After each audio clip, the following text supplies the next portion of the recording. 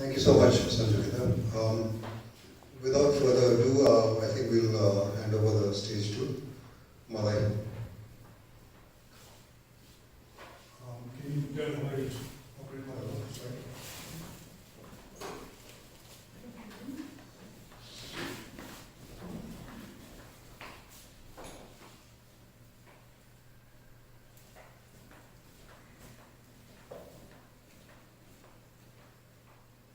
First slide, please. Thank you very much for the warm welcome. Praful Uncle and forget your name. Sanjay, thank you, madam. What I'm going to do today is take you through a little bit of the Himalaya, then look at the geometry, and I'll talk a little bit about the seismicity in the Himalaya, and then eventually I'll get to earthquake risk in the Himalaya. It's kind of unfortunate that we live in the Himalayas and somehow we don't know a whole lot about it. And so I was really glad to see that there are some students here from Darjeeling who probably appreciate this. And please stop me at any point if you have questions. As you know, you can ask questions in Nepali, Hindi, English. I can answer them in all the languages. And so next slide, please. So let me just take you through the formation of the Himalaya. Okay, first. So we all know that Himalaya was the Indo-Pakistan or Indian subcontinent, made a journey all the way from the southern hemisphere, that's the equator here. And that journey started about 71 million years ago, and that time the motions are estimated to be about 16 centimeters per year. So that's considered to be pretty rapid in terms of geology, and it pretty much moved from 71 to 55, 38, 10, and around 10 million years, it docked to where it is today. So this is of course a map view or a bird's eye view, and in geology we look at the bird's eye view as well as a sectional view, as you will see just now. Next please. So that's a sectional view. That's India, that's Eurasia, and gradually India moved up and collided into a configuration which you see there today. Now this is driven by two boundaries in this part of the Indian plate. So there is in the Indian Ocean, Southern Indian Ocean, you have a boundary where things are diverging from each other. You can see that. Okay, and then the other end of this plate is where things are colliding and there is a convergence. So the Indian plate is diverging in its southern end and basically converging in its northern end. So that's the configuration we're talking about. So notice here that while it's making its journey, we have the Tethyan Ocean here, okay, and there were two land masses which had beaches at both the ends, and there was a lot of material that was coming off this and getting deposited in this Tethyan Ocean. Next, please. So in a section, this is what it looks like. This is the Indian mass. This is the Indian mass. This is the Eurasian mass. And so first, the oceanic lithosphere of both the plates interact with each other, and one starts actually subducting. This is the situation you would see in Japan today. Okay, there are two basically oceanic plates that are interacting or converging with each other. Now, when one of them gets completely consumed, like here you can see this one is completely consumed, then this starts, the other one starts going down, and ultimately as this happens, the ocean starts to close, and you can see there are deposits on both sides, from both sides in the ocean, and they form these little wedge-shaped bodies here.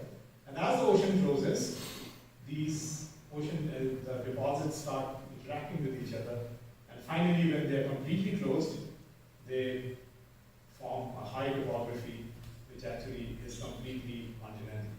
So the ocean has been destroyed, the oceanic crust has been destroyed, and sometimes you can actually see oceanic crust locked in these places which are actually the bottom, and they are also called the Indian plate, which has a little bit of topography on it. And so this is the final stage. As they're colliding, you can see this part is actually rising. This topography here is making your mountains. Okay, so that's, you can see both the continent part. And the oceanic part, as it subducts, it gets pulled off, and then it breaks and just settles into the mantle. So our story is actually here, although we started out like this. Okay, so we have a situation where we have very high mountains. Now this situation where you actually have the ocean like this, oceanic lithosphere and continent here, this is the situation in Andes right now, okay? And that's the Himalayan situation. So once you appreciate that, you're actually living in basically all the oceanic material which is sitting here. So that's why you get very deep sea limestone on top of Everest. Okay, and that was all deposited in this ocean which actually closed. Next please. So eventually in this process, little wedge-shaped body, which is sediments, have undergone extreme shortening as the Indian lithosphere basically continued to sink and collide with the Tibetan crust. And it's estimated that almost about 700 kilometers of lower Indian crust must have been subducted into the mantle. So once all of this is done, you just have convergence driven by the divergence I showed you in the ocean, and you get deformation in this wedge-shaped body. Next, please. So now with this background, if I look at a bird's eye or satellite view of this boundary, it's actually almost perfectly arc-shaped. And people have even found the center of this arc and estimated approximate radius with the center on the northern end of the Tibet Plateau. So all of this is Tibet Plateau, which has been raised to almost right now about 3.5 to 4 kilometers. This little line which you see here, that's the suture, which is the joint between the Indian plate and the Eurasian plate. That's the line along which the subduction took place. And all this material which sits south of that was mostly material part of the crust and whatever you saw in the oceans. That's the Pakistan side, this is the salt range. This is your Shillong Plateau, that's the Burman side. So the Himalaya itself starts here, ends here, very nice arc-shaped shape with almost sub-parallel suture or the joint between the two plates. And all of this is the boundary between your both the plates. Next please. Now if I take a slice through it, the vertical section, again I am showing you this, and this is a slice which we can take anywhere. This is a slice that comes out of a paper by Divyadarshini and Singh in 2017. That's in the Kathmandu Valley. So what we see is, all of this is the Indian crust, which is basically moving north. And on top of that, you have a fault, which is called the MHT, or the main Himalayan thrust. And everything on top of this main Himalayan thrust is moving south. So you have a relative motion, this is going north, this is going south, okay, which is driving all the deformation and topography building which we see in the Himalaya. So if you go back, you see the Everest system, the Kanchenjunga system. Okay, so here, since we are in Nepal, this is the Everest system. And there are a whole bunch of faults. This is main central thrust. Then you have Munchiari thrust, you have Ramgarh thrust, you have main boundary thrust, and then eventually you have main frontal thrust. So this is the southern end of the Himalayan deformation zone, and you get a lot of deformation within this. But the earthquakes, the major earthquakes, all originate on this main Himalayan thrust. So this wedge-shaped geometry is seen everywhere in the Himalayas. It also is present below us. It just has different physiography on the surface. Next, please.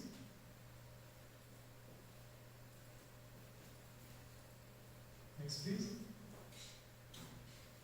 Okay, so that's a slice I took in the middle here. Yeah. Next.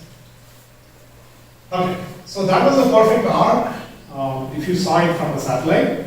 But if you get closer, the perfect arc actually becomes sinuous. Okay? And there is terminology in geology where you call parts of the mountain bed which stick out into the foreland, or essentially which are convex to the foreland. They are called salients.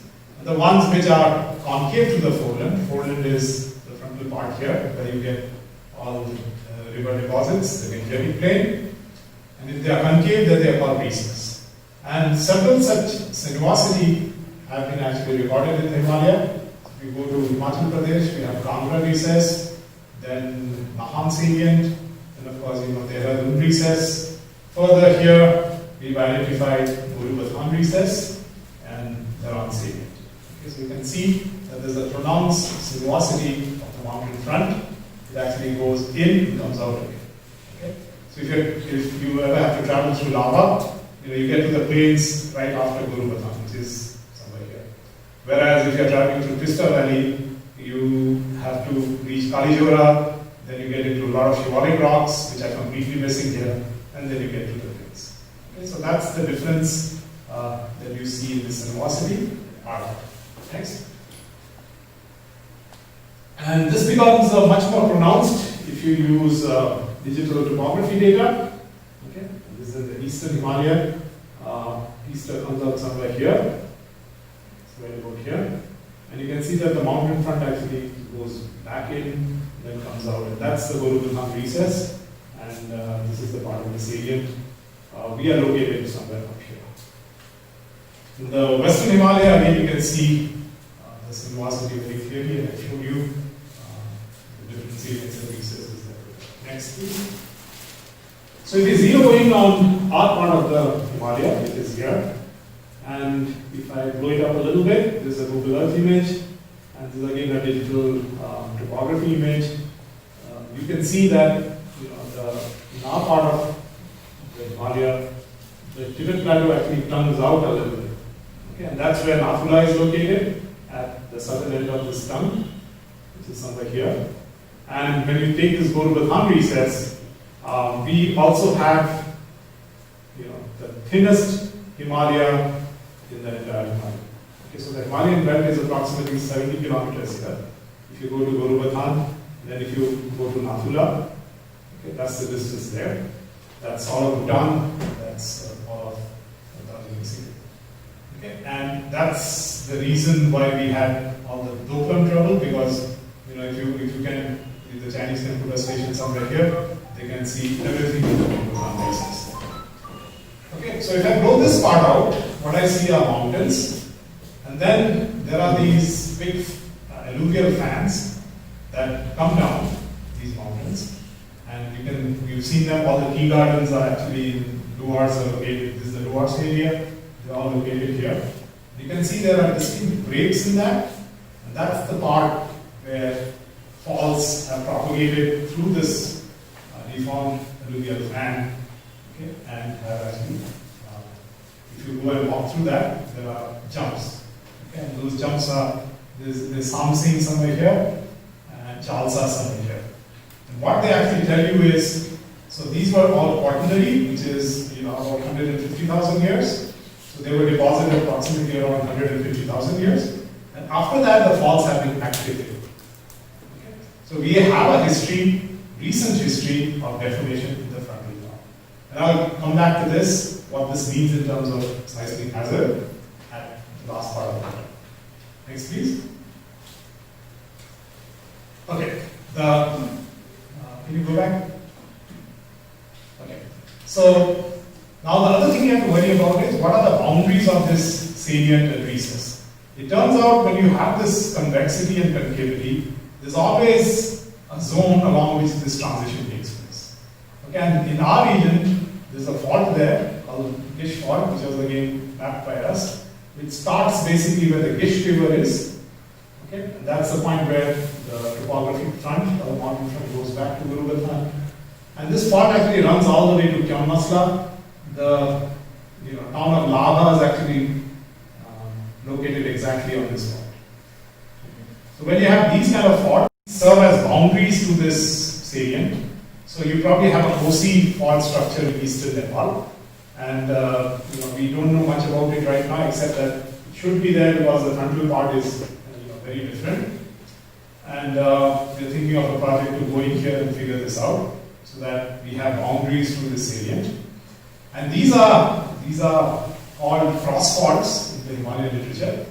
And the big question that we need to ask, or actually somebody asked me this through SaveTheHills when the Nepal earthquake was taking place, is when the earthquake was actually propagating laterally, somebody asked me that can it come all the way to Sikkim? Okay? So, right now we need to understand what the roles these lateral zones play, and the intuitive hunch I have is they have difficulty crossing these lateral zones. You need a lot of energy for it to actually laterally propagate through these zones. So at that point I answered that probably not, because you have this COSI structure here which will lock its motion into the lateral propagation into the runs. But what we have to worry about is if something originates between these two, then that's going to be pretty devastating, because the more the distance you have between these lateral structures, there is more area for the earthquake to propagate. Okay, in this case, they are pretty tight. Okay, so this is the Dharan, Bhadrapur, this is the COSI that comes out, and that's the Isla that comes out. So we are kind of locked in by these two lateral structures in the Darjeeling Sikkim Himalaya. A little bit of it is past is eastern Nepal, and most of it is Darjeeling Sikkim Himalaya. Again, this is the Nathula, and where the Tibet Plateau actually comes right in. This is Gurubatan recess, so you have a very narrow Himalaya in this one. Next, please. Okay, one back. So, if you zero in on this dish fault, here's Kionmasla, lava is right here. This is Gurubatan, so this is Longpu, just to locate you. You can actually see this fault just west of Gurubatan. If you go to lava, it's actually sitting exactly on that. Next. This is what it looks like in Kionmasla. Okay, you can see there's a lot of crushing. Okay? And so this is typically what repeated earthquakes produce. A lot of crushed material. And eventually, if this continues, everything in the zone will get crushed. We are actually getting a part of the zone where things have been partially crushed. And if you move further south of this, you will find that everything is soil, things have been crushed completely. So this is the fault I was talking about, which serves as the lateral boundary for the Himalaya. Next. Okay. So that was here. That's again a bird's eye view. Keep coming back to this. Next. And that's the sectional view. So we take these two concepts, the bird's eye view, that's the sectional view. If you apply this to the Darjeeling Sikkim Himalaya, next, you start to see our part of the ridge. Okay, now, because we had actually very narrow strip of the Himalaya, and your Tibet Plateau comes into the Himalaya here. This was used by a whole bunch of scientists from the US. That's Yadong here, very close to the Nathula Park. And they actually ran a seismic section starting just near north of Yadong all the way to Tibet.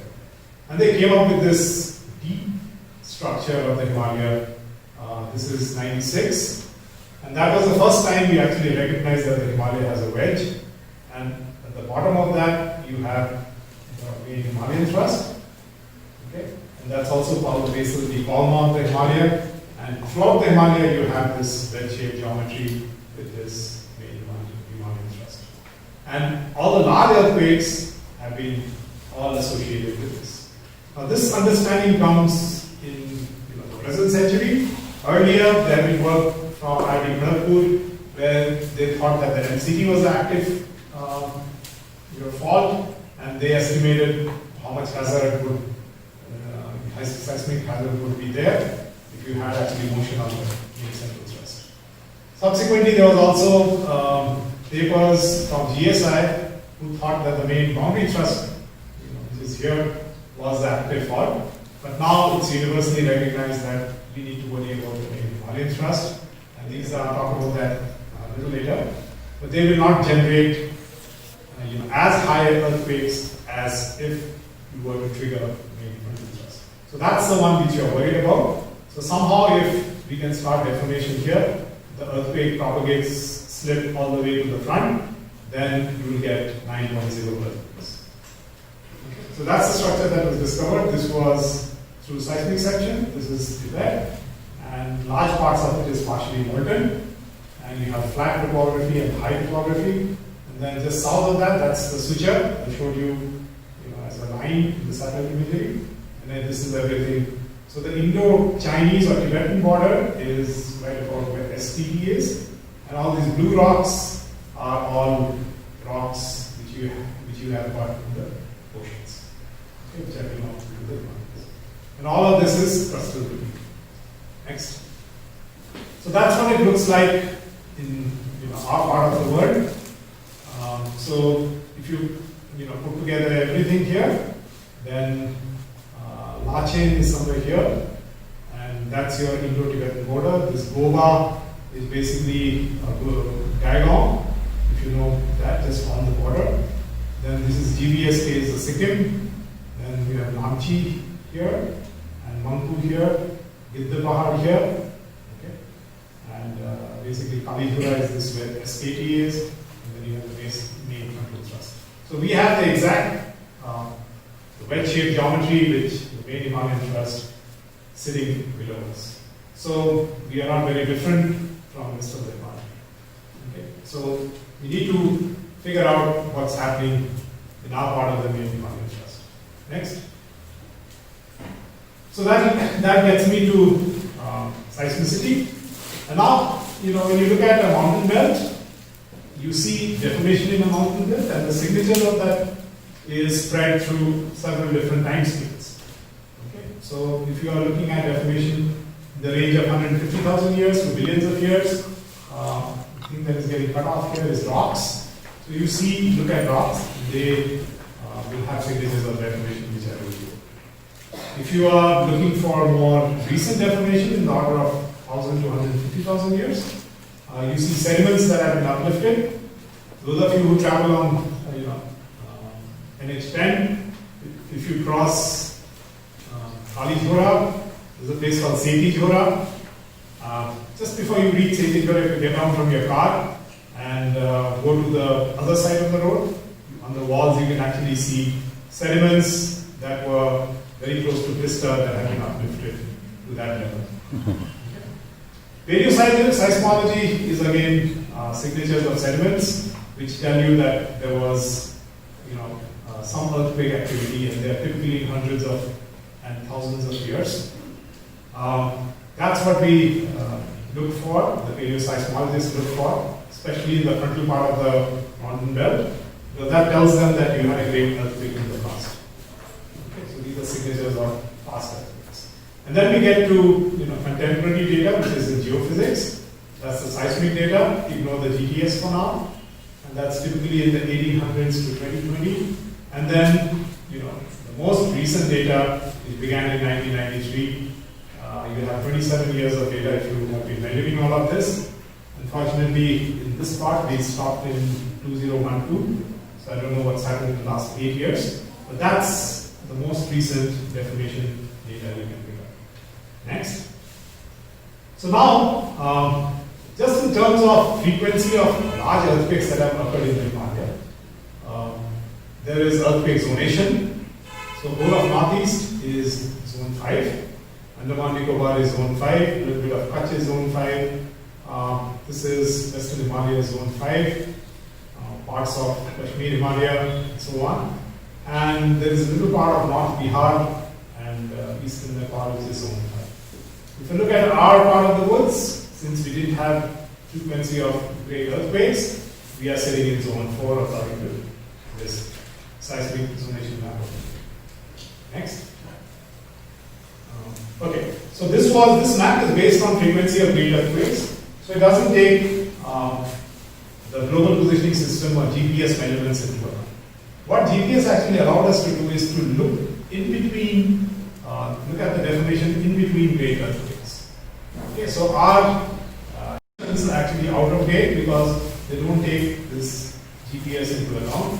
This is a paper which we published in 2018. It's got cut off here. And that includes all the 10 to 12 years of work, GPS work which we have done in Darjeeling, okay? And using that, I will describe what exactly is going on here. Next. So that's approximately the section which you're looking at here. That's the Tibetan border, and that's the part which we actually met. So these are all these velocities that we got. There are some Chinese stations, the results of which we also incorporated. There are also some Eastern Nepal stations we actually incorporated. Now these, if you look at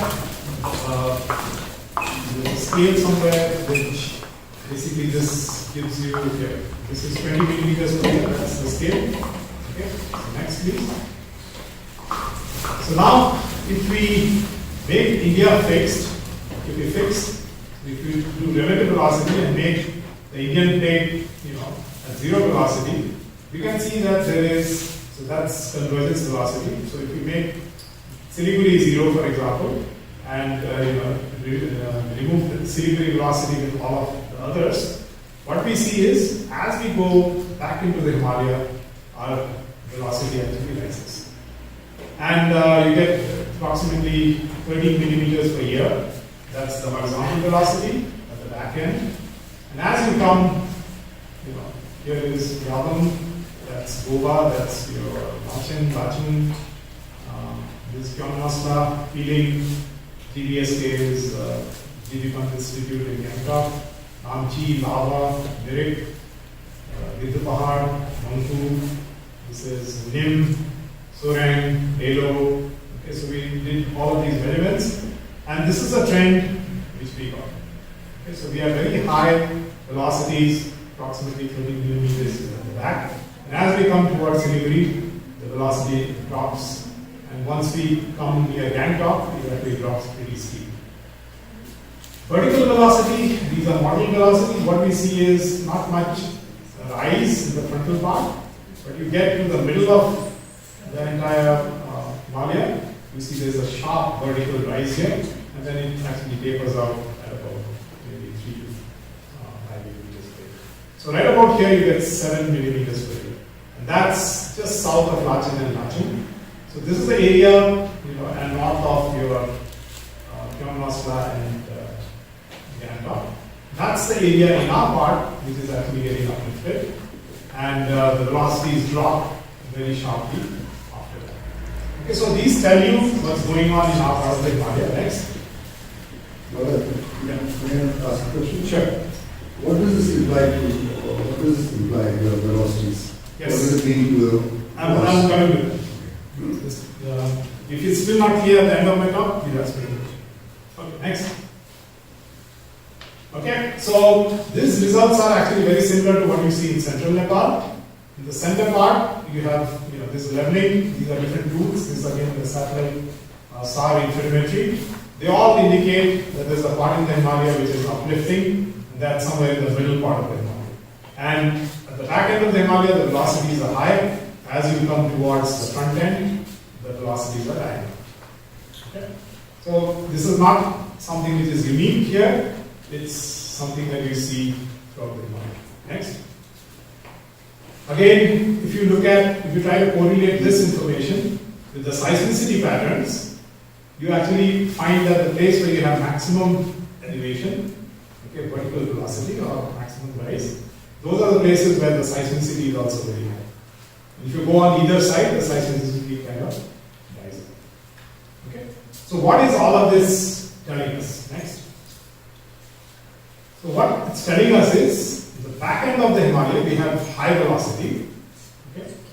And that is essentially reflected by, there is a lot of motion along this main Himalayan thrust, and that is aseismic. It's moving, without any resistance.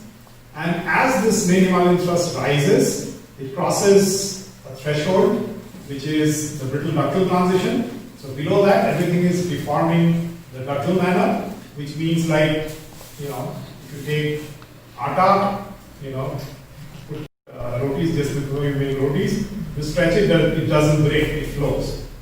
Right? So this part is doing, behaving similar to the atom. It's basically just flowing. But once you get here, then you have crossed that threshold, which is approximately about 15 kilometers depth, wherein friction comes into play, and you cannot only flow, but you have to overcome friction, and then beyond this point, you will actually fracture. You will not flow. Okay, so at the Praful Rao transition, all the flow will come and will stop. Okay, it cannot propagate further because friction is too high for it to propagate any further. And that's the point where the stresses, strain, everything is accumulating, and that's raising the Himalaya, okay, to maximum. And since it is locked here and it is brittle ductile, seismicity again is related to fractures, it's related to faults, it's related to breaking of material, not flowing of material. Okay? So, since it cannot flow further, it's causing this uplift. And related to that uplift is the seismicity that we normally see. So every day in the Himalaya, people who are looking at seismometers, you get hundreds of earthquakes somewhere in the central part. Okay? North of that, you don't see too much earthquake, and that is, but we see high velocities. So that's associated with this continuous aseismic creep deformation or ductile deformation, which doesn't cause earthquake. This is the part where things become locked. Okay, so you must have heard that the main Himalayan thrust is locked, and here, okay, so there is slip on this, there is motion on this, it comes and gets stopped here. So this part deforms and also generates earthquakes. So the whole story now is what happens after this. Okay, we'll get to that next. So in our part of the woods, this happens very close to that place where I was telling you about Gangtok and Lachin. Okay, this happens here. This is the part that is rising maximum. And this is the part where we have high velocities, but we don't have earthquakes. Okay? And so just to draw an analogy with what's happening in Nepal. In Nepal, this MCD fault is the important fault. Very close to the surface expression of the MCD. That's the place where this locking business is happening. So this was what confused earlier workers who actually thought that the MCD was active, and so they started modeling all the hazard making MCD active. Okay? So similar here, that's empty. These black dots are the seismicities that you see. Next. Okay, so that's the seismicity. This is Nepal. This is our part of the Himalaya. You can see the middle part is more or less maximum activity. The frontal part is pretty much dead, with the exception here. This might be the OC structure I was talking about, because the entire stretch looks like it has been active. In Darjeeling, Sikkim, it's the central part again. North of that, you have very little seismicity. South of that, also you have very little seismicity. Okay?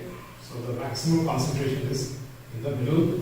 Gangtok is somewhere here, Lachin will be somewhere here. Next.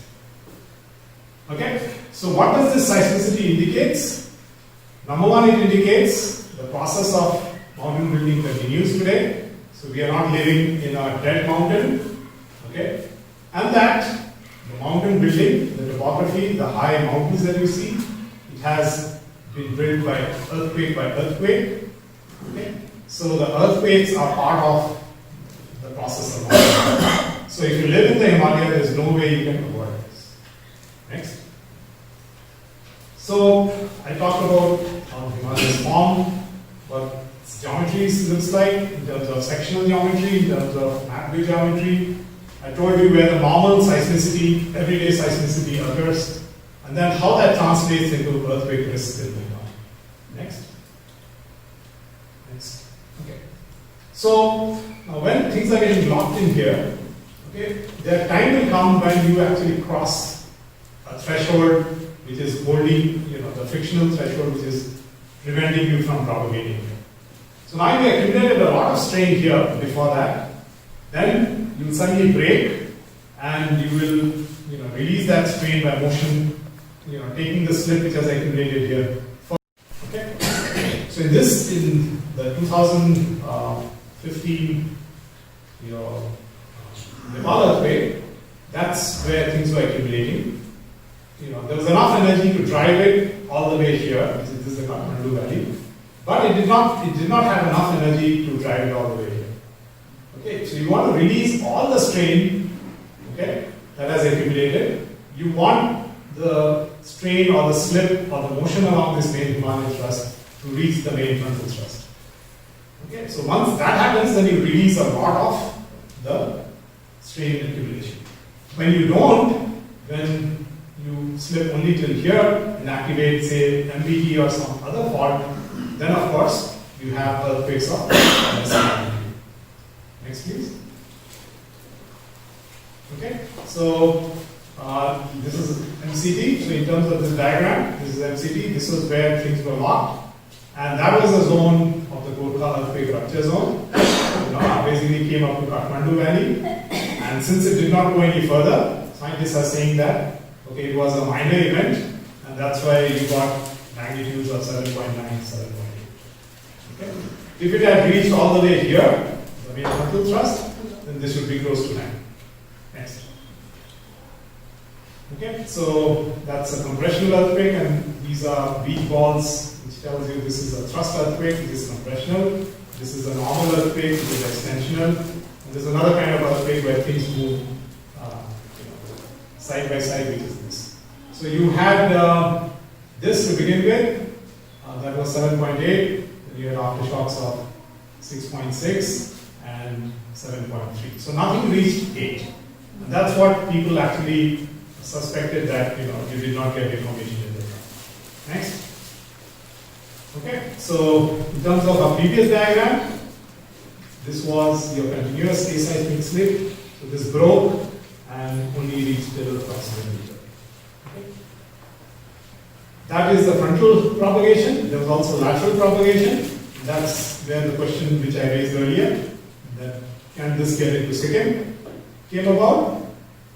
Okay, so we need to worry about how far laterally things can move and whether these cross structures can actually affect that or not. And that's something which is a matter of research right now. Next. Okay, so this diagram kind of sums it up. This is from Kashmir, Himalaya, and there's a person in this part is cut off, called Dr. This is something which he conceived. So suppose you have 2 meters of slip accumulation for 200 years, and then when it breaks, you get a magnitude 7.8 earthquake. It doesn't travel a whole lot. So it's going to activate one of the faults which are north of the mountain front.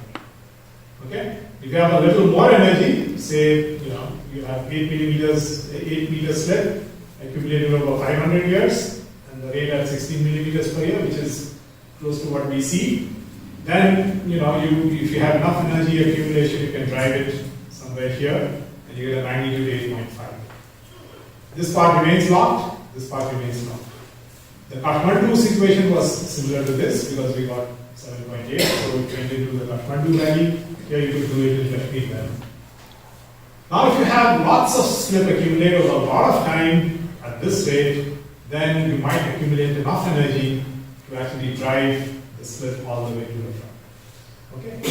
And this is what the paleoseismologists do. They don't worry about all of this, okay, because these are handled. They go and look for signatures of earthquake where the slip reached all the way to the front. And if they find that, they date it, and they tell you that at this age you had 8.9 or 9 earthquake. Okay? So if I were to do that, can you do that? If I were to do that in our part of the hills, I would go to Siliguri, Chalsa, Gulbatan, and I would look for signatures of earthquake here. And if I find it, if I can date that, I will have an estimate of how long ago I had a 9.0 or thereabouts. Okay? What do I know? That at this rate, slip has been accumulating in our part of the mountain. So now we need to figure out when was the last earthquake where all of this slip was released, and since how long, in terms of time, has slip been accumulating in our part of the mountain. Next. So you can visualize as, take a beaker and you gradually fill it up. And the rate at which the beaker is filling up, you can measure that with GPS. What you don't know is when it started. If you don't know when was your last big earthquake. If you had a 8.9, let's say, like, so many 100 years ago, then you know that you can multiply that many years till today into a rate of 60 millimeters per year. And then you can calculate how much water or how much strain has accumulated in a beaker. Okay? Sometimes, if you just empty the beaker when it is halfway up, then of course you start again and that's good for you. Okay? But if you wait till your beaker fills up and then you are forced to empty it, that would mean that there's a lot of strain accumulation, and that would mean a 9.0 earthquake. So that's a good analogy to understand earthquake risk. Next. Like I pointed out, so when you fill this up, you get rupture, and hopefully the entire beaker is overturned and all the water gets released. The rate of accumulation is what we can measure with GPS. We don't know when it started unless we have information on when the last big earthquake occurred. We don't know how much, what is the size of the beaker and when it will fill up. We don't know that either. Next. So on the basis of this analogy, we, again, Willem wrote this paper in 2001, and he identified 1, 2, 3, 4, 5, 6 places which were ready for a, greater than 8 earthquake. You notice we lived. Okay. This was an estimate in 2001. This is Jammu Kashmir. This actually went. You had a big earthquake in Jammu Kashmir data. This was Kathmandu, and you actually had a big earthquake here recently. Okay. This is the Bihar 1934. So we know whatever is accumulated here is after 1934. So we are safe in this zone. This is Darjeeling, Sikkim, and Bhutan. Okay. So we are not safe here. Similarly in the Northeast. Okay. There are also regions in Himachal Pradesh, northwestern Himalaya, and this is Kangra earthquake. So here again, we are safer than on these parts. Okay. So the simple thing is, your slip is sliding, getting accumulated here. This part is locked. You get uplift here, and at some point this breaks. And when that breaks, depending on how far you are driving it, will be the magnitude of the earthquake. Next.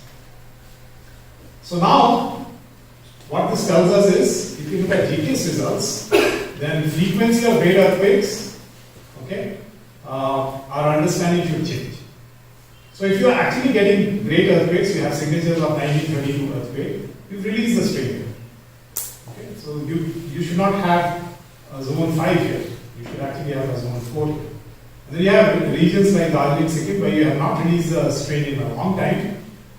Those are the places which are ready to go and have a big earthquake. Those should be in zone 5. Okay, next. So, in my opinion and the opinion of people who work with GPS, this approach needs to be modified, and we need to switch 4 and 5 using this. So, in terms of seismic zonation, officially we are still using this without actually worrying about what insights we get from the GPS. Next. So let's come to the earthquake risk in Darjeeling, Sikkim, Himalaya. Okay. So number one, we need to worry about how lateral spread of things would occur. These lateral structures, what are the roles in which, whether earthquake can start here and propagate into a region, or earthquake can start in Bhutan and propagate into a region. That question is still being worked on. But what we need to worry about is, if we are accumulating strain somewhere here, how far has the slip traveled in past earthquakes. Next. Okay, so that was the Kathmandu issue. So it was, it started here, it was propagating laterally here. So we were worried that it will cross over into Sikkim. That I've already dealt with. Next. And so the analogy of this, where we are here. So like I pointed out, things are accumulating here. Okay, next. Okay. In addition to these two problems, we have something special going on in Sikkim, Darjeeling, Sikkim. We are also getting earthquakes related to faults like this. Okay, this was our September 11, 2011 earthquake. Now, some of it is good because this will, make the beaker which is accumulating water leaky. So at some part you release some of the strain that is accumulating, so it will take you longer to actually reach the critical large magnitude earthquake situation. Okay, next. Okay, and this was this is the Kanchenjunga where the main earthquake occurred, which was like this. But I've also pointed out this compressional earthquakes also accumulating here. So in addition to this, you are getting this, and that also triggered a whole bunch of similar. See, this beach ball is different from something like this. So this drove aftershocks. Okay, so people were expecting a fault which is something oblique to the main faults, which activated this. Next. So, like I pointed out, the GPS results, maybe they are telling us, so things are accumulating at 18 millimeters per year, and that's the compressional accumulation, okay, which is occurring along this wedge-shaped geometry, along the main Himalayan thrust. In addition to that, we are getting earthquakes which are related to strike-slip motion or sideways motion. So, is it helping to release some of this water? Next. Okay, so are we having, a strained sink? Okay, are we having an intact or leaky beaker? Okay, so what does this actually tell us? Next. Turns out all these aftershocks and the main shock were all very deep. Okay, that's your main Himalayan thrust. And so everything is happening very deep. And in fact, when I ran GPS at the surface in 2012, it was all following this compressional trend. It was not at all perturbed by the 2011 earthquake and all the aftershocks which happened later on. So whatever was happening is so deep that you don't get any effect above this image. Okay. So this is something which is secondary here. The primary thing which we need to worry about is the motion of the image. Okay. And since nothing is getting affected here, this conveyor belt continues unabated. Okay. And we keep accumulating strain without actually dissipating much of it because it's really too deep to affect this. Next. Okay, so this velocity is, velocity distribution is what we have to worry about. So this high velocity at the back is all the aseismic slip, which is not causing earthquake. This is the place where things are getting locked, and these things are not moving with GPS. Okay, that means these are just sitting here without doing anything, and once we get some kind of a break, okay, frontal parts of it will be. Next. So where are the places where we could go next? Again, Sikkim, Bhutan, okay, 2 to 3, magnitude 8.2 or a magnitude 8.7, slip potential 10 to 80 meters. We are sitting on this. Okay. And this has not been affected or adversely or decreased by the 2011 earthquake. Okay. So that's too deep to affect the conveyor belt that is still active. Next. Okay, so hopefully, we'll get this, hopefully we'll not get this. But this is not, in our control. If we get this like Kathmandu, we'll have more damage than we had in 2011 earthquake, but it will not be catastrophic. Okay, so the key here is, can we find out when such an earthquake occurred here last? Okay. We don't have any records. We don't have a 1932 like earthquake in our region where we can say that, okay, this is where you had the last big earthquake. Next. But then there have been some paleoseismologists who've been working in the Guru Bhutan recess in Chalsa, and they actually found evidence of activity. So they found that, well, some color is not showing up here, that there are sediments which are of this age, which were disrupted during this period. Okay, so they were folded, they were deformed, and there's a fault which actually broke during this time. So they anticipate the last time we got a real major earthquake in our part, something which reached Chalsa, approximately 8.99, wasn't it? Okay, we don't have any signatures of large earthquakes in the front of Darjeeling, Sikkim Himalayas after this. Okay? So since 1100 AD, we've been accumulating slip at the rate of 18 millimeters per year. So you can do a calculation how much slip is already there. So, like it or not, the seismological community of the world is looking in our direction. Is that okay? Next big earthquake will be here, or not totally. Next. So earthquakes are part of the DNA of mountains. You cannot avoid them if you are living here. And this is a quote by Randy Bosch. If you haven't listened to something called Last Lecture, you should listen to it. Just Google it. It's an amazing lecture. This was a lecture which he gave just before he died. So, there's a history of the last lecture. So what he said is, we can't change the hand we are dealt with. We can only control how we play it. Okay, so we've been dealt this hand. We are staying in a part where things are taking away. Okay, in addition to landslides, in addition to dams, science tells us that this is happening. Next. So, how do we play it? Okay, so the worst ones are those where prior knowledge, you have a disaster where you had a prior knowledge that an impending disaster exists, like we do here. The science is telling us, all the measurements over 12 years are telling us, that we are sitting on a ticking bomb. So if we play our cards right, we can prevent loss of life and property. How do we do it? There's only one way. You cannot predict when this will happen, because in Earth, things happen at a time scales of much greater than human life. So this could happen while I'm giving this talk. It can happen after 50 years. It can happen in 10 years.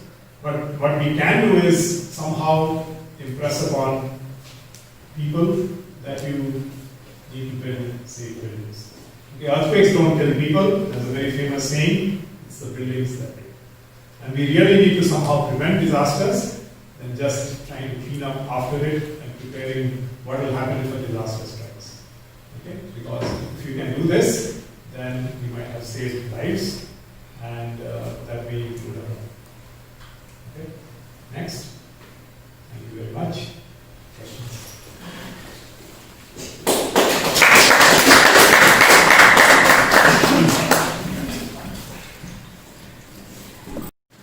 So we have the representation of the district administration and also Sister Sudeshna. Welcome to all of you. Now we had kept some time, at least about 15 to 20 minutes, about an interactive session with Dr. Malay Mukul. Please go ahead.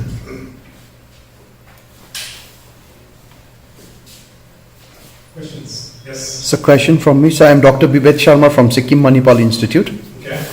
So, in 2011, I think it was September 18th or 19th, as the earthquake struck us, more than the vibration, the scariest part was a sound, a typical sound. So what exactly is that, sir? See, when the earthquake actually, the waves propagate, there is a sound component too. Okay? So, with all big earthquakes, you will hear, when the wave propagates, as your ground is moving, you will also hear the sound. Okay? And Sikkim Manipal Institute is located on terraces. Yes. Okay? So, terrace material is usually loose. Okay? It consists of river material basically, which have somehow been incised through. Yes. So, those places are not very good building sites in earthquakes. Okay? Especially if you have a high water table, right? What happens is the whole thing fluidizes. And if you have a tall building on it, it will actually sink. Okay? And this, if you have a major earthquake that triggers Gurugatan, Chalsa, Sevak, then Siliguri is going to have this problem. Okay. Buildings in Siliguri are going to just sink. Okay? Because they are located all on sand. And they are on a high water table. So if you take sand in a glass, fill it up partially with water, just shake it. The whole thing becomes fluid. Imagine that you have a building on top of it, it will just sink. Okay, so SMIT has a similar situation. Though you don't have loose sand, you have terraces which are stronger. So in such situations, you feel the vibration more. Okay? But that sound will always be there wherever you have a high magnitude earthquake. Yeah. So, is there any particular duration for aftershock? Okay, aftershocks, they die exponentially. Okay? Rule for aftershocks is if you get a main shock which is 7.8, aftershocks will be not more than that. Okay? If it's an aftershock. But when you have a large earthquake, you just kind of figure out that all the faults here are, stressed. Right? They're all, some amount of strain has accumulated in this earth. But if you suddenly put a large motion on it, it might cross the threshold where they were stuck. Okay? And in fact, it can also be done, if you have a deep fault, somehow water infiltrates down there. So if you put water into the system, it's easier for this thing to overcome the friction. And that's one of the problems which we were trying to figure out about the dams. Okay, if you accumulate so much water and things actually filter deep down, if there are some faults which are ready to go, it might trigger it. Okay, or they might just help this process to move things. Whether it will help or it will cause a great earthquake, we don't know. Maybe you have to get something 50 years from now, it will happen 10 years from now. Or maybe it was supposed to happen 10 years from now, it will happen now. Okay, that is the time part of earthquake hazard is something which, just the time scales are completely different from human time scales. So we cannot really figure that out. Okay? But what science tells you is how much slip is accumulating, where it is accumulating, and what can happen in the future. It cannot tell you when it will happen. Okay? Approximately, yes, we know that 1100 AD was the last time we had a major earthquake. So, it's been so many hundred years, things are accumulated. But when that is going to, basically burst and reach Chalsa, that is yeah. Looking at your velocity and all that slip what you done, that means if you have a regular earthquakes, that means those will be like, it will not give you a measure like 9.8 or 9.9 result. Okay, so when you talk about, remember that the earthquake scale is actually a logarithmic scale. Okay, it's not a linear scale. So, every time, any day you measure, people who have seismometers, you are getting continuously. And that's the seismicity which I showed you earlier, in the middle of the belt. Okay? So if you keep getting 7, 7.5, 7.8, so unless you reach 7.5 and greater, you're not making much of a dent in your stream. Okay, like in, you reach 7.8 in Nepal, so that has emptied some of the thing. Okay, but you cannot, like for, the 1932 earthquake, that reached all the way to the front. That's the reason why people were suspecting that, okay, it actually occurred in Bihar. Right, but it occurred near Everest. The epicenter was near Everest. So when that amount of slip reached Bihar, so you actually must have had a 9.0 earthquake. So when you have that kind of earthquake, you can be sure that your peak has been empty. Okay? But then if you have something like what you had in Kathmandu, the beaker is not completely empty. Okay? So it may be reached halfway, or if you have this much strain, you just tip it and put it back. That means you can wait a longer period. You can wait a longer period. Okay? So if you want to think in that way, yes. Okay, maybe, but it's not like, you drained everything and you can wait for hundreds of years. It might trigger back-to-back large earthquakes. But then having 7.8 periodically suffering little damage is better than having a 9.0 damage. What I wanted to ask was the scale, the Richter scale which has been worked out and showed on the slide. Is it that the world has only experienced 8.9, that is the maximum, that it is being kept at 9, the Richter scale? Is it theoretically possible to have earthquake of higher than 9? Yes, we've actually had. The other thing is that through evidence, has it ever been found that earthquake had occurred in earlier time, which was of the high scale than 9. Okay, now there are two parts of the question. First question is whether you get above 9. See, the Sumatra earthquake was, I think, 9.2. Okay, there was also a earthquake in Alaska that was again greater than 9. Okay, so we've actually had earthquakes which are more than 9. Okay, now past earthquakes are they're very tricky to figure out, what was the magnitude, because nobody was there to see them, right? But this, the theory which I described to you right now, is things are locked here, and depending on how much you transfer the slip during an earthquake, okay, you get a magnitude. Okay, right? So right now, if you measure GPS, you put it in Siliguri, there's no motion. Or motion is exactly what you get in, say, Calcutta or that part. It's locked to that. Okay, you only start getting changes when you cross Gangtok and Lachin, right? So when the earthquake breaks, if it reaches all the way to the front, then you need close to that. Okay? Now, you might just have in a situation where you have so much accumulation, how does the mountain front move forward? Okay? So at some point it's not reaching Chalsa. If you are driving it in such a way, it's gone and reached Bhattograd. Okay? Then you will have more than 9. You will have 9.4, 9.3. But theoretically, you've not seen a 10. So 9 point something we've seen. Theoretically, if you get a 10, then that will be like something unprecedented, right? So that's the short answer. Okay. So what you have to worry about is when was the last time you had an earthquake that reached the front. And if you have a large earthquake today, the next thing you have to figure out is how far south did it reach. Okay, like once the Kathmandu earthquake occurred, they were trying to figure out, okay, how far south did it go? And they realized that they didn't have rupture in the front.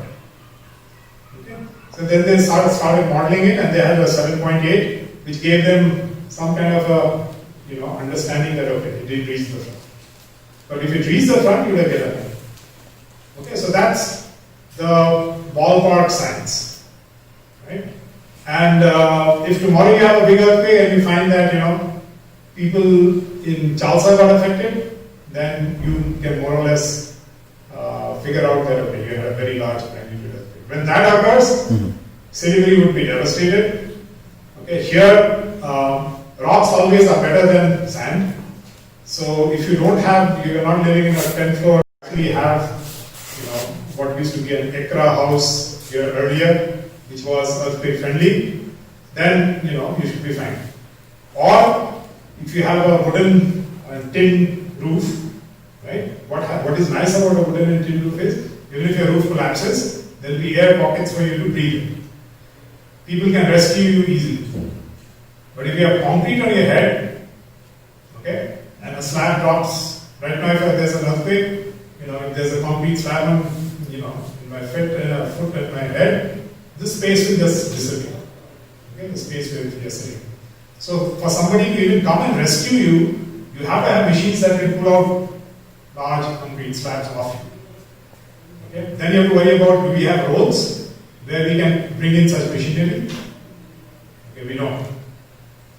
Right? So, and when that happens, when your top slab collapses, you just get buried in concrete. You don't have air pockets. Okay? So even if you survive that, you have a problem. So that's why, if you look back into our history, even during British times, you had tin roofs, wooden, pillars, and not concrete multi-floor houses. Okay? And of course, it's possible to make multi-floor houses which are earthquake-proof, but you have to take all that into account. You have to make sure that you've satisfied all the engineering that goes into it, and then you can have, like for a place like Siliguri. But if you have somehow not taken that into account, and you get a large earthquake, then you're in trouble. Okay? And then it's a question of, how we have lived in the earthquake zone, how have we built, can we escape from that structure, can we get trapped in it, can we be rescued, the actually disaster mitigation comes into play. But if you have a house which which can take care of an earthquake. You design it so that it will not collapse on you, even if it's concrete. You're fine. Okay, and the technology exists. It's not that it doesn't exist. You just have to use it. Yes. As you mentioned, the buildings are certainly at risk at present. But what do you think about the rail route, that is, the tunnels that are being constructed through the hills? Well, if you get an earthquake, you don't want to be inside that tunnel. Let's put it that way. It's easier to be outside the tunnel than survive it, because you have lots of technology which you have brought from France or whatever, and you tunneled and engineering feet into it. But what you have to remember is the rocks which we have in the valley, okay, are very weak. Right? There's no way you can actually blast them off and get to solid rock. Okay? They are what is called slates and shales, okay? And they are very fragile. Okay? So when you blast them, you are definitely going to be incomplete. Maybe the tunnel is fine because you will be putting concrete there. Okay?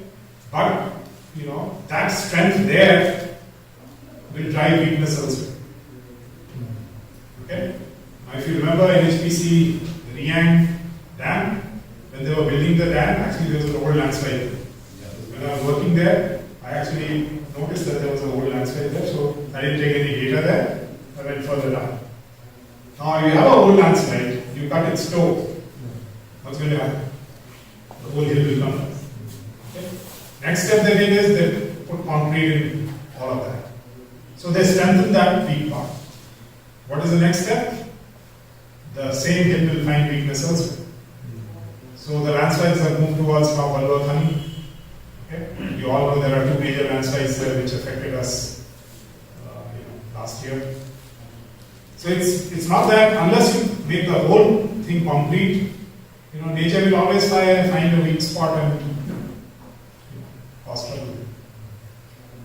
So yeah, can the engineers secure your tunnel? Hopefully they do. If they can't, then you have a huge mess, right?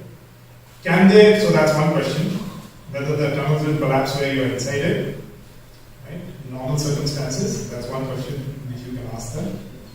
The more important question is, if you get a 9.0 earthquake, what will happen to things? Will they survive that? Will the dam survive that? So these are questions. If they take all that into account and build it, then hopefully when a large earthquake happens, everything will be fine. But that's a question. We can tell you the earth science part, the engineering part will be it. Okay? I have no expertise to actually say that whether they are right or not. But earth science wise, yes, you're looking at slates, you're looking at shales, which are very, very fragile, and if you blast them, you're going to trigger earthquakes. Okay? And that's something which you'll see if you extend the road, it'll be unstable for quite a bit. If you blast through it, it'll also be unstable, not where actually you're blasting through it. Okay? Because unlike other places, we have a very strange stratigraphy here. The rocks which are deeper down are weaker than what we have on the ridge. Okay? And this is because of something called inverse metamorphism, which there's a person called S. Ray discovered in this area in 1940. Okay, so it's been subject of study for almost 80 years, and we have this unique thing in Darjeeling, Sikkim, where near the valley are rocks actually very weak. Okay, so if you want to build roads which actually go on ridge tops, they'll be more stable than if you build things in the valley, because those rocks are nice. Like for example, if you go to lava side, around lava things are very stable. If you go down to Gurubathan, that's where things start becoming unstable. But on top of the ridge, it's pretty good. That's why if something happens in this valley, we always take that. Right? So we have this problem that higher up we have good rocks, lower down we have very fragile rocks. So, Yeah. what measures do you suggest to minimize loss of life and properties due to earthquake? Simple measure, drill. Say drill this. That's the only thing you can do. Nobody can predict earthquake for you. Nobody can predict its magnitude for you. Here's the science. We cannot tell you when. All we can tell you is stay safe. You live in a house. If you have a house which you're not sure of, you can retrofit a house. Okay. There is technology which allows you to do that so that it will withstand next major earthquake. Okay. So we need to do that. Because somehow, if you are in the open, unless a tree falls on you or something like that, you'll be fine. Okay. It's the buildings that we make. Yes. That's all I can say there. It's going to happen. It's just a question of when. So just stay safe. Make buildings. Just stay. Yeah. All right. Two questions. One is that are you telling us that the seismic zonation map is wrong to the extent that we should be actually zone 5 and zone 4 should be in Yes. Second? Yeah. Yes, absolutely. Because seismic zonation map, I showed you the basis of that. That was occurrence of great earthquakes. And that is pre-GPS. Okay, it's old. It is definitely pre-1995. So somehow, in the government hierarchy, somewhere somebody has to switch. Because GPS measurements, I've told you that, if you're not getting an earthquake in an area, that's not a good thing. When you can actually measure, things going in. Here in this context, can we say, on a positive note, the Nepal earthquake, the 7.2, Yes. and your September 11 earthquake, Yeah. has it released some pressure, or we can still be in zone 4? The Nepal earthquake, yes, because it has released some strength. But that was a compressional system. Our earthquake, that was way below the compressional system. Okay, that was a strike slip system. It has not affected, So it has not released it has not released any of the compressional systems. That's what I'm trying to tell you. The diagram which I showed you where things were at depth, that's what it means. Because if that influenced, then if I, after the earthquake, if I had gone and put my stations, I would get a very strong velocity east-west. See, when you move like this, then the horizontal velocities change. When you move like this, which you do during compression, it's the vertical velocities that change. Okay? So when I actually put those stations again after the earthquake, there was no, measurable horizontal velocity change. They kept, moving in the same way as if they were driven by the compression. So it's there. One more thing I have to ask you, which is there, into the Himalayas, Yes. has it stabilized? And if it has not stabilized, is there any chances that the Himalayas would gain further height? Okay, now you asked me a question which is beyond earthquakes. Okay. Now what happens is, in a wedge, there are two things that happen. One is deformation. You remember I showed you those, let's go back to, those velocity field things. So, so you have uplift. Okay, so you have uplift which deforms and builds with uplift. Which one? Let's go further south. Down. Maybe this one. Okay. So this one is actually telling you there is vertical uplift. Okay, because it has a high vertical velocity. So this is the part that is rising, that is deformed. So here you are going to build the mountain. Okay? But once you create a mountain, immediately, once you create a positivity, wind, water, everything starts, kind of eroding it, and it wants to bring it to where it was. So all the mountain belts in the world, there's a constant tussle between the two. Okay? So as long as deformation is there, that there are parts where deformation is active, so that part will be dominated by deformation. And once you stop the deformation, erosion will be done.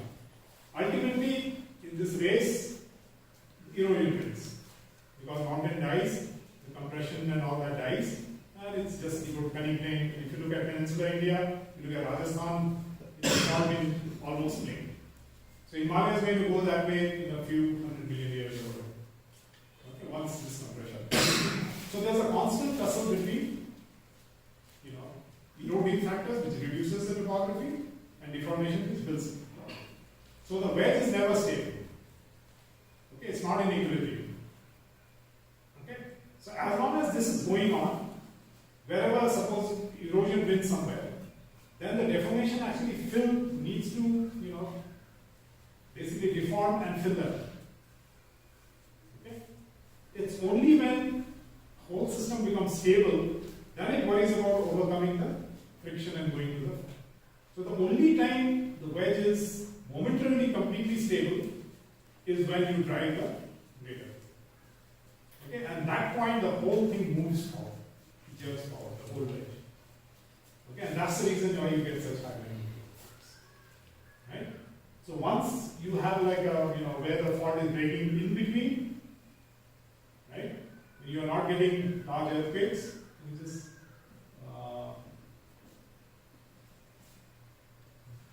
can you just scroll down? Keep going. Again, keep going. Next. Next. Okay. Slowly. Yeah, stop. Go back. Okay, so when these are happening, see here's a value here. Okay, the equilibrium configuration of this wedge should be like this. Correct? This part has been eroded more than the other part. So this deformation needs to build this to get into equilibrium. Okay? It's only when everything is kind of stable that this happens. Okay? So it's very momentarily that the wedge actually gets in. So when this is happening, there is something going on here where erosion is winning and it's trying to fill that void. Okay, so this is more advanced, you need not worry about that.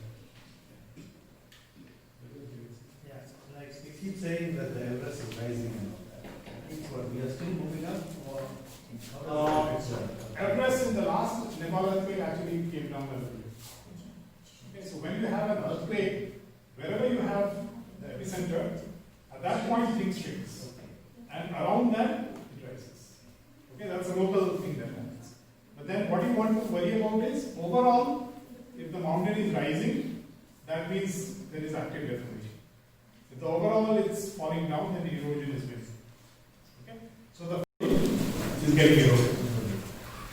Okay, where the monsoon wind comes and hits it for the first time, you can trace topographies that have been wiped out. Okay. So while it is stable, while it's not deforming, it will reduce it. Okay. When it's deforming, it will stop. And how does they say the ocean level is rising and all that? That is a different. How does it affect? It doesn't. No, it doesn't. It will not affect the Himalayas because the ocean is open.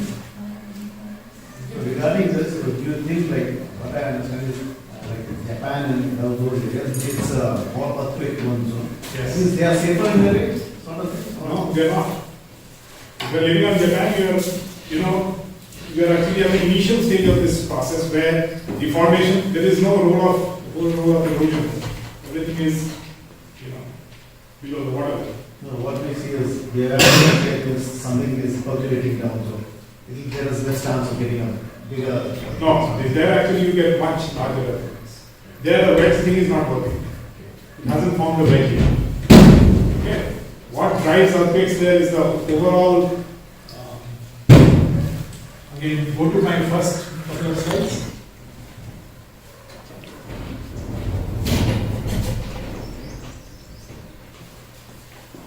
This in the beginning. This absolutely in the beginning.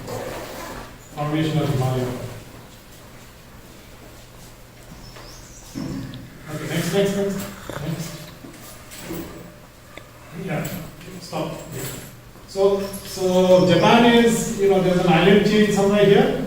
It's here. So it's all the earthquake is driven by this. And then you get earthquakes all the way down to 100 kilometers. And you get large earthquakes. Okay, this is pre-wedge tectonics. So Japan is actually, in terms of earthquakes, that's the worst place to be.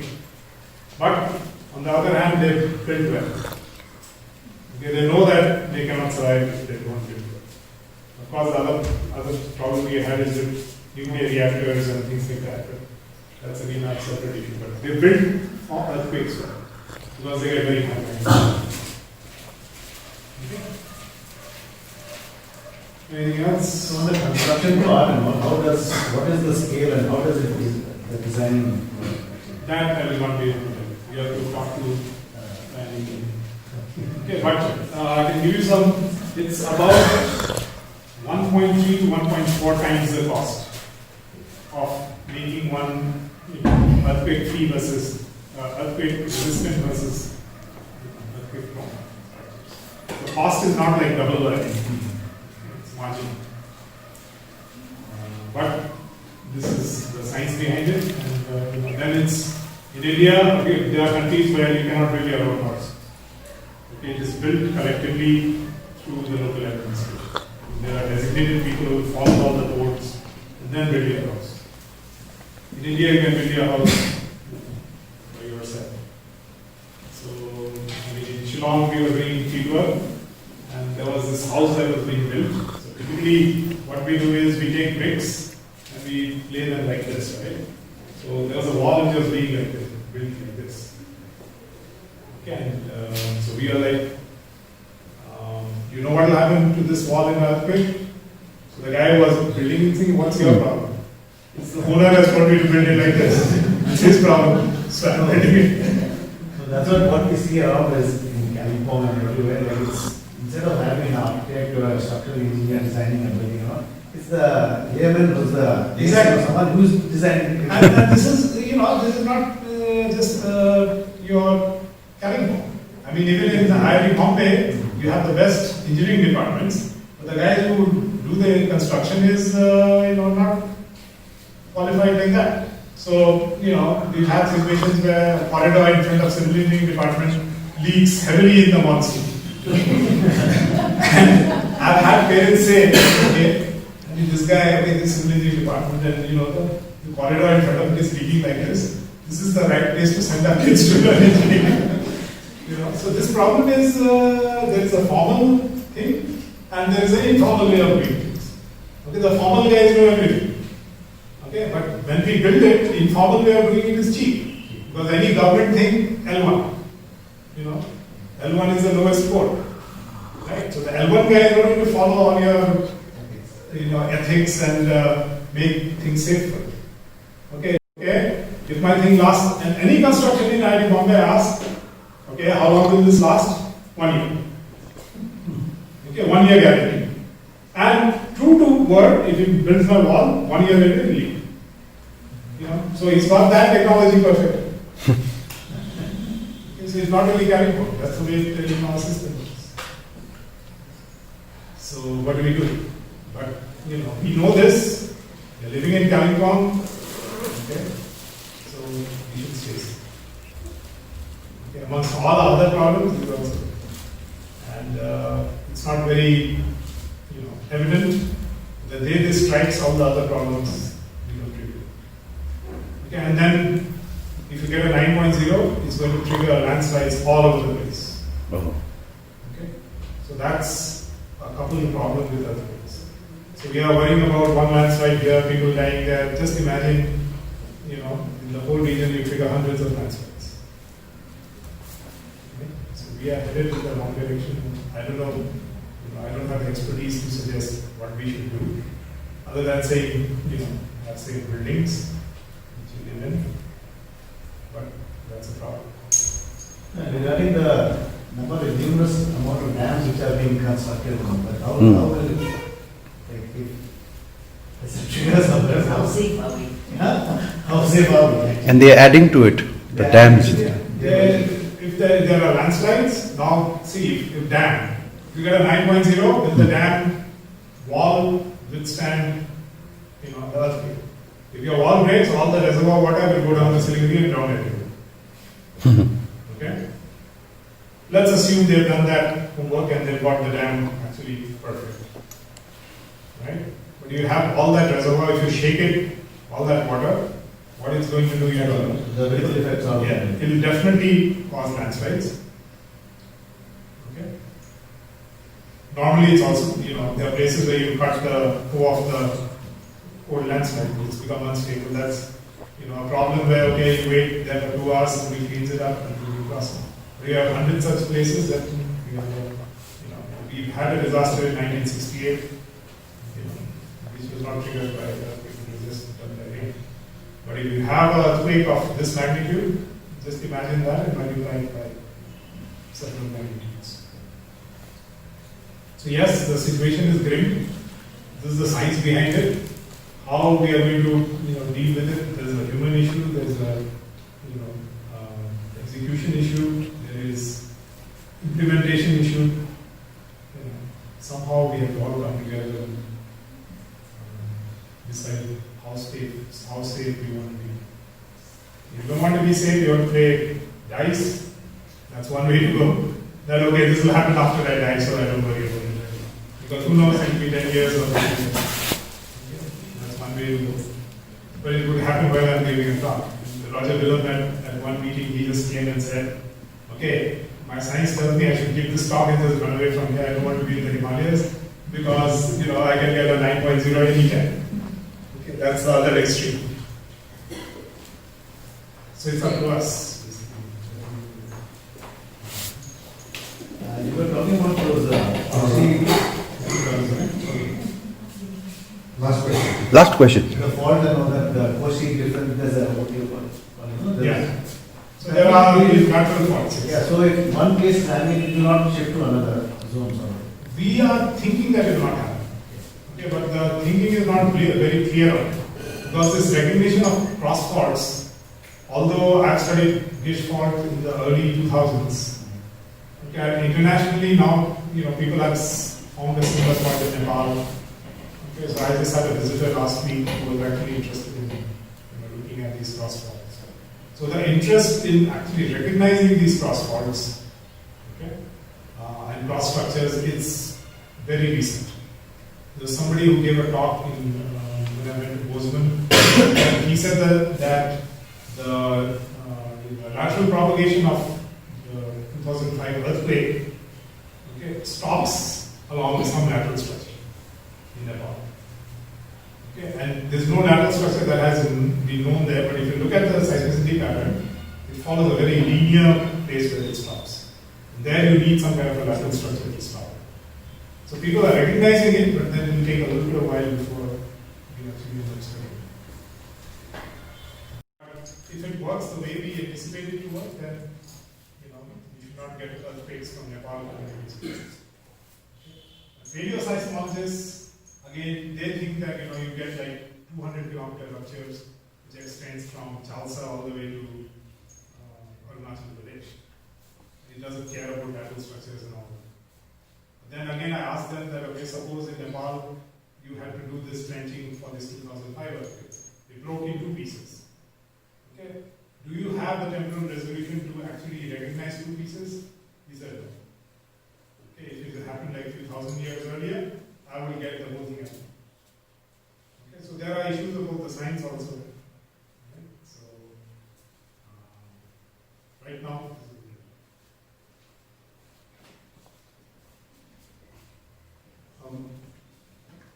in our program, we have a talk by the chief guest.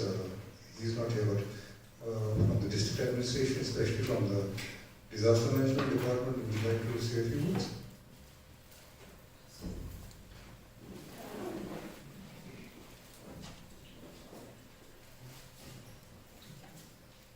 Good afternoon, everyone. First of all, we are really sorry for being late for such an enriching session by Sir Malay sir. Our OC disaster management wanted to come, but he couldn't make it because at the last minute there were some issues judicial related, and the district magistrate ma'am also wanted us to attend. So, धेरै कुरा हामीले knowledgeable सुन्यौँ है र हामी यस्तो खालको training कतिवटा धेरै अघिदेखि गर्दै आइरहेछौँ है एटिआईतिर पनि गभर्मेन्ट रिलेटेड र अरू कतिवटा सेमिनार्स वर्कसप्स र यो रिलेटेड धेरै ज्ञानहरूबाट ल्यायो तर अझै यहाँ नयाँ कुराहरू सुन्नु पायो है कतिवटा इन अ भेरी सिम्पल म्यानर बुझ्ने खालकेमा र हामी सिचुएसनकोबाट चाहिँ के छ भनेदेखि हामी चाहिँ माने बिचमा छौँ। एकपट्टि यस्ता इन्टेलेक्चुअल्सहरू हुन्छन् है जसले एकदम यस्तो राम्रो रिसर्चहरू गरेर अगाडि त्यो मेटेरियलहरू ल्याउनुहुन्छ, हामीसँग सेयर गर्नुहुन्छ, र एकपट्टि हाम्रो अर्को साइड हुन्छ मास है पिपल, कमन पिपल हुन्छ, उहाँहरूलाई पनि त्यो ज्ञान हामीले पुर्याउनु पर्ने हुन्छ। र अहिले धेरैवटा यहाँ डिस्कसन भयो, त्यसमा प्रब्लम्सहरू उहाँले देखाउनु भयो, तर कसरी गर्ने भन्दा one thing is shaver buildings है, सेल्फ बिल्डिङ हुनै पर्यो। र अर्को कुरो चाहिँ के भन्दा चाहिँ हाम्रो जति पनि पिपलहरू हुन्छ है कमन पिपल, उनीहरू चाहिँ यो रिलेटेडमा एकदमै माने अवेर हुनु पऱ्यो, कन्सियस हुनु पऱ्यो। र जब इमर्जेन्सी हुन्छ यो क्लियरली भन्दैछ या सुनिँदैछ है, देख्दैछौँ हामी लजिकली कि 8.59 को म्याग्निट्युड अर्थक्वेक एनी टाइम हुनसक्छ। र हामी जतिवटा पनि यस्तो अवेरनेस प्रोग्रामहरू गाउँ बस्तीमा राख्छौँ वा स्कुल्समा राख्छौँ, कहीँ पनि राख्छौँ है, यही कुरा हामी उनीहरूलाई भन्छौँ सबैलाई कि माने एनी टाइम अर्थक्वेक आउनु सक्छ। अहिले जुन चाहिँ सरले भन्नुभयो right now, tomorrow, after 1 week, 1 वर्ष है, जति ढिलो हुन्छ त्यति ठुलो अर्थक्वेक हुनसक्छ है। यही कुरा हामीले मान्छेहरूलाई पनि बताउनु खोज्छौँ, किनभने हाम्रो जुन चाहिँ मास छ मान्छे, उनीहरू देखाइ जाला भन्ने खालको एटिट्युड हुन्छ है। पछि जब हुन्छ देखाइ जाला, अहिले छोड्यो घर बनाउँछु त मेरै हिसाबले बनाउँछु भन्ने हुन्छ। तर मेन चाहिँ हाम्रो उद्देश्य चाहिँ त्यो हुन्छ कि कन्स्ट्रक्सन गर्ने पार्टीले राम्रो पक्का कन्स्ट्रक्सन गरोस् न, गभर्मेन्ट हस्पिटल्स, अफिसेस, स्कुल्सहरू राम्रो बलियो बनोस्, ब्रिजेस राम्रो बनोस्। तर सँगसँगै चाहिँ साइड बाई साइड कमन पिपललाई चाहिँ हामीले उनीहरूलाई पनि आफ्नो पक्षबाट चाहिँ गर्नु सक्ने है, त्यो चाहिँ ल्याउनु पऱ्यो। जुन चाहिँ हामी इन्टिग्रेसन है थुप्रै नामहरू भन्छौँ है। र तपाईँहरू पनि यहाँ सायद एनजिओसबाट पनि हुनुहुन्छ, यस्तै रिलेटेड है गर्नुहुन्छ। र जति पनि जहिले पनि मौका पाउनुहुन्छ, जतिसक्दो चाहिँ कमन पिपललाई चाहिँ यो बारेमा चाहिँ सिम्पल हिसाबले बताउने भन्ने चाहन्छु है। र जस्तै फर इक्जाम्पल 8.5 को एउटा अर्थक्वेक आएर कस्तो सिचुएसन हुन्छ हामीले कल्पना गर्न सक्दैनौँ। म अलिअलि सोध्छु है, फर एक्जाम्पल कालिम्पोङको मात्रै सोच्नुहोस् न, 1 नम्बर यत्रो बिल्डिङहरू छ, कतिवटा बिल्डिङ क्लास गरेर हामीले मक एक्सर्साइज मक ड्रिलहरू गर्छौँ, मेगा मक एक्सर्साइज पनि गरे है, इन्भल्भिङ थुप्रै एजेन्सीहरू है, government line departments, defence forces सबैलाई मिलेर। तर यो जस्ट एउटा सानो मात्रै हो, यसलाई हायर लेभलमा त एक्चुअली हामीले साह्रै ठुलो लेभलमा लान सक्दैनौँ। र एउटा जति सक्छौँ त्यति हामी गर्छौँ। र योभन्दा अगाडि कतिवटा डिजास्टर रिस्क म्यानेजमेन्ट प्रोग्रामहरू, कतिवटा भएको त्यो प्रोजेक्टहरू, नेसनल स्कुल सेफ्टी प्रोग्रामहरू यस्तो धेरैवटा भएको छ। र त्यसमा हामी कोसिस गर्छौँ कि सबैजना मान्छे स्टेक होल्डर्सहरूले चाहिँ यो बारेमा जाने, even our line departments, most of the departments weren't aware about these things, these aspects of disaster management. They were concerned with their own माने उनीहरूको आफ्नै काममा मात्रै उनीहरू बिजी हुन्थ्यो। इन्जिनियरिङ लाइन एनएसटिएको काम हो बाटो क्लियर राख्नु, त्यसरी नै पिएचईको पानी दिने त्यस्तो भन्ने हुन्थ्यो। तर अहिले यो सबै डिपार्टमेन्टलाई चाहिँ कोटाउँदा अहिले यतिकै स्टेजमा चाहिँ आएको छ कि सबै डिजास्टर म्यानेजमेन्ट भनेको चाहिँ यो एउटा डिपार्टमेन्टको सेक्सनको मात्रै काम हुँदैन रहेछ, यो चाहिँ सबैजना इन्भल्भ हुँदो रहेछ भन्ने चाहिँ त्यति लेभलसम्म चाहिँ बुझेको छ है। र अर्को एउटा सपोजिङ ठुलो आयो भने सोच्नुहोस्, कतिवटा बिल्डिङ कलास भयो, हस्पिटल एफेक्टेड, अफिसहरू एफेक्टेड, थाना कलास भयो, बाटोमा ब्रिज टिस्टा ब्रिजै गयो होला, ल्यान्डस्लाइड भयो। धेरैको आशा चाहिँ यही हुन्छ कि आर्मी, एनडिआरएफ, त्यति बेला त एनडिआरएफ त आउनै सक्दैन है। एनडिआरएफमा जतिसम्म इक्विपमेन्ट छ, तर मलाई लाग्छ एउटा लार्ज स्केल डिजास्टर भने चाहिँ त्यो equipments will not be sufficient. End त्यो एनडिआरएफले त नट ओन्ली कालिम्पोङ, दार्जिलिङ, सिक्किम सबै हेर्नुपर्छ है। सिक्किम त अझै इन्टेरियरमा छ। र आर्मी पनि सबैकोमा हामीले डिपेन्ड गर्न सक्दैन कि आर्मीकोमै पुरै इक्विपमेन्ट्स हुन्छ भनेर है। डिपेन्डिङ अपन कुन चाहिँ कम्पनी हो, इन्जिनियरिङ कम्पनी छ उनीहरूकोमा धेरैवटा इक्विपमेन्ट्स हुन्छ, अरू कम्पनीहरू छ भने सायद 47 त्यस्तो इक्विपमेन्ट्स हुँदैन। र त्यति बेला के गर्ने, हिजो अस्ति पनि लास्ट मन्थ हामीले हस्पिटलमा पनि एउटा disaster management hospital safety care गरेको थियौँ। इट वाज लङ ड्यु, किनभने डक्टरहरूले आफ्नो लाइनमा काम गर्छ तर यो सोचेको हुँदैन कि एउटा ठुलो डिजास्टर भयो हस्पिटल एफेक्टेड कम्युनिटी एफेक्टेड त्यति बेला चाहिँ कसरी कोप गर्ने र हामीले एउटा मेगा मक एक्सर्साइज गरेको थियौँ है त्यति बेला हस्पिटलको पनि क्यापेसिटी हेऱ्यौँ हामीले त्यस्तो बेसी एक्सप्यान्ड गर्ने क्यापेसिटी देखेनौँ र यो कुराहरू हामीले हस्पिटललाई पनि राख्यौँ है अन्त उनीहरू त्यो प्रोसेसमा हुन्छ र त्यसरी सबै सेक्सनले आफ्नो आफ्नो क्यापेसिटी बढाउँदै लग्यो भने चाहिँ यो खालको डिजास्टर जुन दिन हुन्छ त्यति बेला चाहिँ सायद हामी त्यस्तो हेल्पलेस चाहिँ हुँदैन होला है भन्ने चाहिँ हामीले आशा राखेका छौँ and I think that will hope thank you Thank you. One other question, sir. Yeah. And there are questions that तपाईहरुले भन्नुभयो नि hospital-तिर तपाईहरुले disaster management preparedness तपाईहरुले गर्नुभयो हैन. So what about the schools? Use of the schools-हरुमा नानीहरु हुन्छ है अब जो अब हामीले पढ्यौं त disaster Japanमा earthquake आउँदा children are so well trained. उनीहरुलाई यति राम्रो ट्रेनिङ गरेको drill गरेको हुन्छ कि that children know exactly how to react and how to save themselves. So disaster management-ले यहाँनिर हाम्रो त्यो स्कुलहरुमा चाहिँ तपाईहरुले यो प्रिपेयरनेसको गर्नु भएको छ यो मतलब एउटा एनएसएसपी भन्ने प्रोग्राम थियो नेसनल स्कुल सेफ्टी प्रोग्राम त्यसमा total of I think 50 schools were involve from Kalimpong sub division तर मोस्टली त्यसमा गभर्मेन्ट स्कुल्स थियो र एक दुईवटा अरूबाट प्राइभेट स्कुल्स थियो र त्यो स्कुल्सहरूमा बेसिक ड्रप कभर यो सबै स्टुडेन्टहरूलाई हामीले गरायो टिचर्सलाई पनि सिकायो now this is the teachers done कि अब उनीहरूले अरूलाई गर्नुपर्ने त्यो भएको छैन र हामी टाइम गर्नुहुन्थ्यो यसमा एउटा डेभलप के छ भने प्रभु सरले पहिला भन्नु निकै थियो म आफै पनि भन्छु because my kid studies in Christian school है गभर्मेन्ट स्कुलमा छैन तर but I don't know whether my kid is safe or not किनभने त्यो स्कुलमा त त्यो भएको छैन प्रोग्राम